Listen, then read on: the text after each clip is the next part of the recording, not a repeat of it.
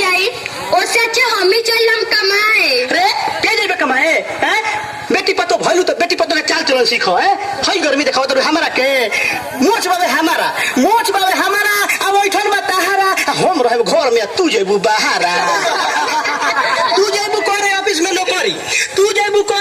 नौकरी आ केहू से बतिएबू हमार देह झोंकरी।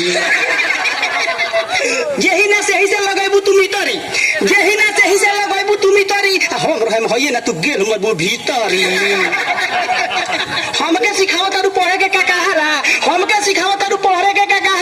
हम रहम घर में तू जेबू बाहरा।